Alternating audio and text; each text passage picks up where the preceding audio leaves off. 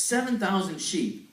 Where do you store all those? So he had to have had a lot of land, okay? Because even like 20 sheep, that'd be about enough for me. But no, he's got 7,000 sheep, 3,000 camel, 500 yoke of oxen, 500 donkeys, and a large number of servants. It says in the scripture, he was the greatest man among all the people of the East. Now, when we come upon people who have a lot of things or a lot of money, usually we see pride in these people. And we see, okay, they have a lot of money, they're rich, look at them, they get everything they want, so they don't have a good attitude about anything. They're all about themselves. But we don't see this about Job. We see something different in him. We see that he's faithful to God no matter what. And I knew my iPad here, I'm preaching from my iPad today, and I knew I was going to have issues with it. It just turned off on me. Okay, let's get back. I got a backup. My dad made me print off a backup this morning. So if something happens to this thing, God forbid, I got a backup. So we're good. So he was a pretty wealthy man. He chose to stay faithful to God. So Satan comes into the story in Job, and he thinks that Job is faithful to God only because of the blessings that he has. That's this stance that Satan takes. He says, God, he only is faithful to you because all of these things that you provide for him. Let's pick up the story in Job 2, 9 through 12. It says this, "Does Job fear God for nothing?" Satan replied. "Have you not put a hedge around him and his household and everything he has? You have blessed the work of his hands so that his flocks and herds are spread throughout the land. But stretch out your hand and strike everything he has, and he will surely curse you to your face." The Lord said to Satan, "Very well then, everything he has is in your hands, but on the man himself do not lay a finger." So, he's saying the only reason that Job serves God is because he has all these things. Now, isn't it unusual that God immediately says to Satan, yeah, you know what, go do what you want to, and that's fine. Isn't it weird? Because we always know of God as our protector, as somebody who's going to protect us no matter what happens, and God gives Satan full reign to go after Job and do whatever he wants to him. We're going to talk about God's response to Satan in just a little bit. We're going to pick up next week. We'll see you. No, I'm just kidding. So Satan pretty much says, okay, I lost my spot here. Then Satan goes to God again after he takes his livestock away. So his livestock is completely taken away. In fact, I think it says in Job that the fire of the Lord came down from heaven and all his animals burned up. Something along those lines. That's crazy. That must have been a horrible smell. Now thinking about that, that would have been a horrible smell in that land. All those animals just fried up like that. Somebody had a good dinner that night, I'm sure, though. So, not only is his livestock gone, but next, Satan goes to God and says, hey, I want to do more things to him. And the Lord responds pretty much by saying, yeah, Satan, you can do that. Even though you took all his stuff away, all of his livestock away, with really no reason, you can go ahead and do more to him. At this point, I would be questioning God. If I was Job and heard this conversation, I'm sure Job didn't hear this conversation. But if he did, I'd be like, God, what are you doing to me right now? This is not cool. So the next thing that happens to Job is he gets painful sores on his skin. So bad that he was scraping at them with a piece of broken pottery. His wife, she's great, isn't she? His wife told him to curse God and die. And Job replied in Job 2:10, "You are talking like a foolish woman. Shall we accept good from God and not trouble?" Okay, guys in here, would you ever call your wife foolish? I don't know if I would. Job just goes ahead and says it. Man, you're acting like a foolish woman right now. And shall we accept good from God and not trouble? So look at this. Job had the worst things happening to him. He had so many horrible things. He got like everything taken away from him. And what is his attitude? He's like, well, if we can accept good from God, why can't we accept this trouble? Wow. What an attitude. A great attitude. How many times has something little come up in your life where you just sit there and you complain about it? Maybe you even make a post on Facebook. I can't stand this. For everybody that doesn't have Facebook, you're totally fine. You can tune this part out. But for anybody that does have Facebook, there are some people who will put on Facebook, things just couldn't get any worse today, period, post. They just post that. That's all. And all they're doing is looking for people to respond, okay, hey, what's wrong? Or I can help you, or let me tell you something that'll encourage you or something. And they're only looking for attention when they post those things. And if you're doing that, please stop. This doesn't mean we don't care about you. We do. We do. But everything is, it seems like everything is wrong for you, and you don't have to turn to Facebook if things are wrong. You turn to Jesus if things are wrong. All right? And 700 of your friends don't need to know everything's wrong and leaving them guessing as to what's wrong. Okay, Facebook isn't the answer for all your problems. Moving on. Losing your job could be one of these things that could go wrong in your life.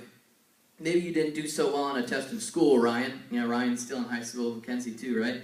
Maybe you didn't do so well on a test and you're frustrated because of that. And it's in those times that we need to turn to Jesus and let Him restore the broken area of our life. We don't have to turn back to the things of this world. Maybe you messed with things of this world at one point in your life, and now you're like, yes, I'm free, I do this. And then something horrible comes up, and you're like, well, I guess I'm just going to go back to the things of this world because that seems to satisfy, right? It doesn't satisfy. Now, I said before that we were going to go look at God's response to Satan in going after Job. Do you see that God responded, it seems without hesitation, that Satan could go ahead and do these things to Job? Seems like God says, well, Satan's just roaming the earth, and God says, hey, have you considered my servant Job? It's like Satan, it seems like Satan didn't even ask first, and God just said, hey, how about you go after this guy who's a really great guy, right? And so God did not respond in hesitation. Do you know why? Because God knew the character of Job, and God knew that this man was going to be faithful no matter what happened to him, no matter what circumstance arose. God knew that no matter what Satan threw his way, he was going to stand up and be firm in the faith that God, that has been instilled inside of him, no matter how tough things may get. Now here's a question for you. What if Satan went to God and asked if he could do these things to you? Or not necessarily these specific things to the story of Job, but what if Satan went to God and said, well, can I do this to this person? Can I make Ryan fail that test? He didn't fail a test, at least I don't think so. You can ask him about that later. Or did he make Ernie trip and fall or something like that? But what would God say about you? What do you want God to say about you? If Satan went to God about these things and talked about me, I would want God to say, you can break down his car on the highway and he will stay faithful. You can take his job away and he will stay faithful. You can take his girlfriend away, God forbid, and he would stay faithful. You can make him fail the test in school and he will stay faithful. You can tempt him with an addiction and he will stay faithful, because I know how I have created Dustin Dykey, and he will not back down from the faith that has been instilled inside of him. There is nothing that will stop him, and that is how I want God to see me. That's how I would want God to respond to Satan if any of that happened. And so, yes, that's how I want God to see me. Now, during these times and these issues, it doesn't seem that Job was very happy in some of these situations. As you probably know, he wasn't this glorious man. Like we hear the story of him and how he stays faithful to God, and we're like, wow, what a happy, glorious man. He must have just been the happiest man on earth. No, he wasn't. And we're going to look in Job 10, 1 through 7, if you want to flip there with me, because I seem to have not put this in my notes either. Yes, it's great, isn't it? So we're going to take it right from the Word of God, right from the book on paper. Okay? I loathe my very life. Therefore, I will give free rein to my complaint and speak out in the bitterness of my soul. That doesn't sound very happy to me, if you ask me. It keeps going to say in Job 10, verse 2, I will say to God, do not condemn me, but tell me what charges you have against me. Does it please you to oppress me? To spurn the work of your hands while you smile on the schemes of the wicked? Do you have eyes of flesh? Do you see as a mortal sees? Are your days like those of a mortal, or your years like those of a man, that you must search out my faults and probe after my sin, though you know I am not guilty, and that no one can rescue me from your hand? Verse 8 finishes and says, your hands shaped me and made me. Will you now turn and destroy me? Wow. What statements from this faithful man. And sometimes we look at our situations and then we look at the story of Job and we feel like we can't get angry about some things that might happen. Well, that didn't seem happy, okay? This seemed angry, upset, frustrated. But he doesn't turn from God in these things. And it's okay to be honest with God and show him your true feelings. Amen. Just because things may be frustrating in your life, that doesn't mean that God is going to throw out all of your prayers that are frustrated prayers. I mean, goodness, he knows you're thinking frustrated thoughts, so whether you speak them or not doesn't really matter because they're there anyway, okay? And so, Stephen Fetke writes this. He says Job does question his situation and struggles with God's absence after a lifetime of what he thought was God's presence and blessing. It is an opportunity for Job to establish his integrity at a new level. He can decide if his integrity will deteriorate into a kind of reality-denying, pietistic cloud. Those are big words. I'm going to read that again. He can decide if his integrity will deteriorate into a kind of reality-denying, pietistic cloud, or if his integrity will reach a new height of firm faith. Such opportunities are available to people in the course of life. This does not mean that we are to seek to suffer so that the integrity of our faith reaches new levels. It is rather to realize that when inevitable testings come, the quality of our faith depends on our love of God, not possessions, family, health, or even our faith itself. Right? I said a line there. This does not mean that we are to seek to suffer. Anybody know people that just, it sometimes seems like some people just love to be bitter. Some people just love to have issues all the time. And even when they don't have issues, they look for something to be frustrated about. Man, the floor is dirty today. And it's not really dirty. Brad and Lenny, you did a great job.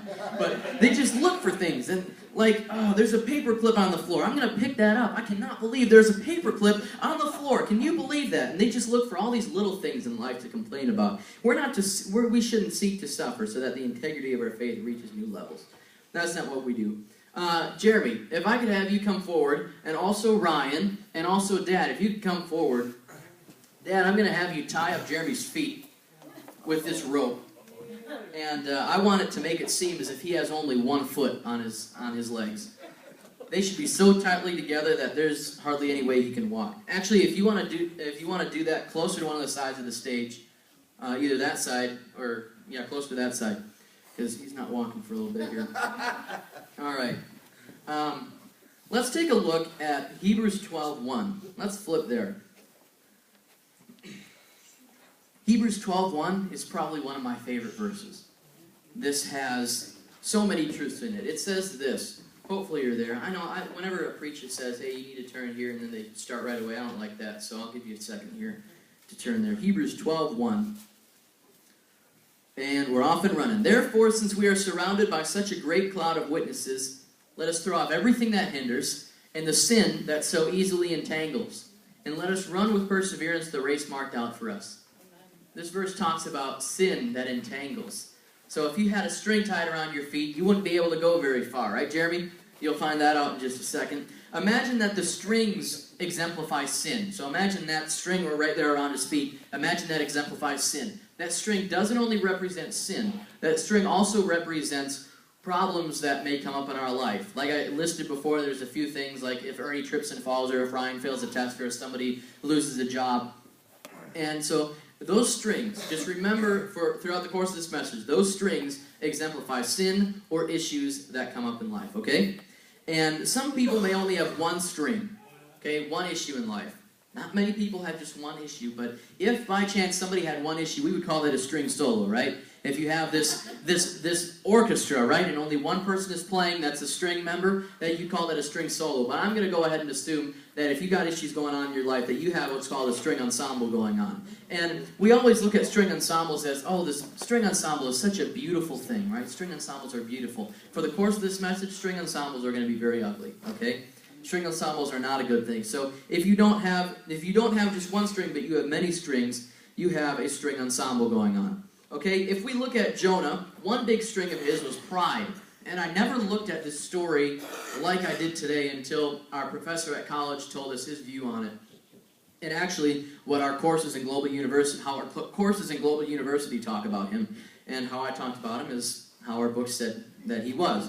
And so he had pride. He thought that God shouldn't give mercy to the people of Nineveh. He was trying to take things into his own hands. Selfishness could be another string that Jonah had. All right, Jeremy and Ryan, this is going to be fun. Okay, Ryan, I want you to come right over here. And, I want you guys to come right over here. Okay, you guys are going to race, all right? And this is going to be real fun. Okay, Ryan, you don't have any rules. However you want to get over to that door, that's up to you. Jeremy, you have a few rules, though. First of all, you can't jump. Only one foot can be off the ground at a time if you can lift up one of your feet, okay? You cannot go on the ground. You can't crawl. You have to be on your feet at all times. And you can't jump, okay?